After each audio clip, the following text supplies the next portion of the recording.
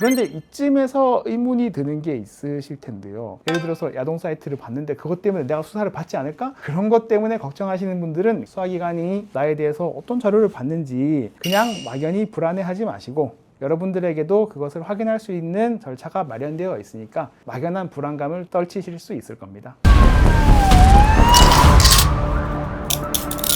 안녕하세요. 경찰대 출신 형사 전문 김봉준 변호사입니다. 오늘은 많은 분들이 궁금해 하실 만한 주제로 준비했습니다. 수사기관이 내 통신 기록을 들여다볼 수 있을까요? 많은 분들이 궁금하실 텐데 제가 간단하게 설명을 드려보겠습니다. 첫 번째로 통신 정보가 뭐고 그게 열람이 됐는지 안 됐는지가 왜 궁금할까? 간략하게 우선 말씀을 드려보자면, 수사기관이 내 통신 정보를 열람했다는 것은 내가 수사 대상자가 되었을 가능성이 있다는 것을 의미하기 때문입니다. 그렇기 때문에 많은 분들이 걱정이 돼서 이것을 조회해 보시는 것은 바로 혹시 내가 어딘가에 했었던 나의 행동이 걱정되기 때문에 조회해 보는 것이라고 생각이 듭니다. 자, 그렇다면 통신 정보가 무엇인지에 대해서 궁금하실 텐데요. 크게 나누어 보자면 통신 자료와 통신 사실로 구분해 볼 수 있습니다. 통신 자료는 통신 서비스를 제공하는 업체에서 보유하고 있는 정보인데, 그 통신 서비스를 이용하고 있는 사람이 누구인지에 관한 정보입니다. 그리고 통신 사실은 그 서비스를 이용하고 있는 사람이 언제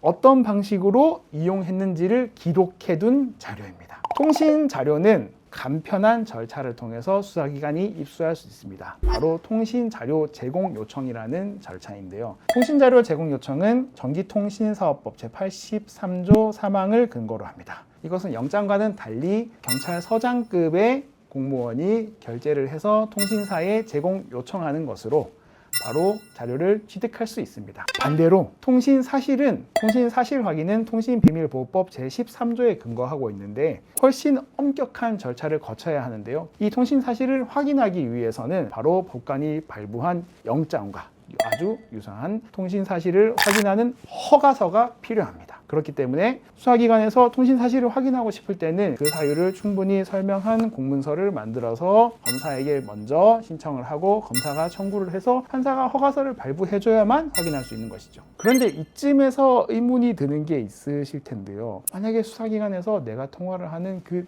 내용을 듣는 것은 어떻게 하는 걸까? 그게 실제로 가능한 걸까? 제가 누군가와 전화 통화하는 것을, 내용을 청취하는 것을 감청이라고 합니다. 감청은 훨씬 엄격하게 관리가 됩니다. 그렇기 때문에 기본적으로 감청이라는 것은 아주 예외적으로만 허용됩니다. 바로 내란, 살인, 약취, 유인, 그리고 폭발물과 관련된 범죄, 이렇게 여러분들이 딱 얘기만 들어도 그래, 뭐 저거는 확인해봐야지 하는 지극히 예외적인 경우에 감청이 허용됩니다.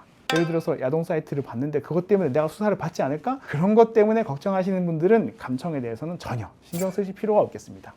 자, 그렇다면 오늘 이 설명드린 내용의 종착점, 바로 수사기관에서 내 통신 자료나 통신 사실을 확인해 보았다는 점, 그것을 내가 어떻게 알 수 있을까? 수사기관에서 수사 대상자인 나에 대해서 통신 자료를 확인해 보는 경우에는 원칙적으로 30일 이내에 수사 대상자가 된 나에게 통지를 해줘야 됩니다. 그런데 실무적으로는 통지를 유예하게 됩니다. 왜냐하면 수사는 기본적으로 수사 대상자가 알지 못하게끔 비밀스럽게 해야 된다는 특색을 갖기 때문이지요. 아마 대부분은 6개월이 지나가기 전에 수사 대상자가 된 상태로 조사를 받으시기 때문에 실제로 내 통신 자료를 확인해 보았는지는 알지 못한 상태로 출석 요구 전화부터 받으실 가능성이 훨씬 높습니다. 그렇다면 나는 무조건 내가 수사 대상자가 되었다는 사실을 모르고 있는 상태로 기습을 받아야만 되는 것이냐? 그렇지는 않은데요. 직접 확인하실 수 있는 방법이 있습니다. 각 통신사에 직접 접속하셔서 나의 통신자료 제공 현황을 조회해 보시는 방법입니다. 여기에 직접 접속하셔서 조회를 해보시면 수사기관이 내 통신 자료를 제공받아 갔는지, 그 날짜는 언제인지, 그리고 어떤 정보가 넘어갔는지를 여러분이 통지를 받으시기 전에 직접 확인해 보실 수 있습니다. 제가 그냥 이런 방법이 있다는 것을 말씀드리는 것만으로는 여러분들께서 궁금해 하실 수도 있으니까 직접 시연하는 화면을 캡처를 따서 영상에 넣어 보겠습니다.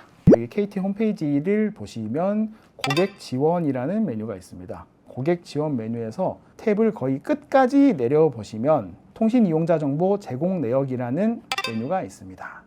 이것을 눌러보시면 통신 이용자 정보 제공 내역 열람 신청 본인 확인이라는 창을 뜨는데 본인 인증을 하시면 됩니다. 문자 인증을 한다고 해서 이름을 직접 집어넣고 생년월일도 넣으시고 거기에다가 이제 휴대전화까지 넣으시면 보안 문자를 입력하는 란이 뜨고 보안 문자를 입력하신 후에 인증번호를 받으실 수 있습니다. 인증번호를 직접 입력하시면 본인 인증에 성공한 것으로 나오죠. 그러면은 통신 이용자 정보 제공 내역 열람 신청이라는 팝업창이 뜨게 됩니다. 이 팝업창에 보시면 타 기관의 통신자료 요청으로 인하여 고객님의 통신자료가 제공된 내용을 확인하여 이메일로 전송해 드립니다 라는 내용이 있고, 이제 여러분의 고객 정보를 하나씩 다 확인을 하신 다음에 여러분들이 사용하는 전화번호를 체크를 하시고 통신 이용자 정보 제공 내역을 받으실 수 있는 이메일을 기입하시는 란이 있습니다. 요청사항에 체크를 다 하신 이후에 신청을 하게 되면 여기서 한 번 더 본인 인증을 하는 란이 뜹니다. 그러면 아까처럼 본인 인증을 한 번 더 해보시면 신청이 완료된 것입니다.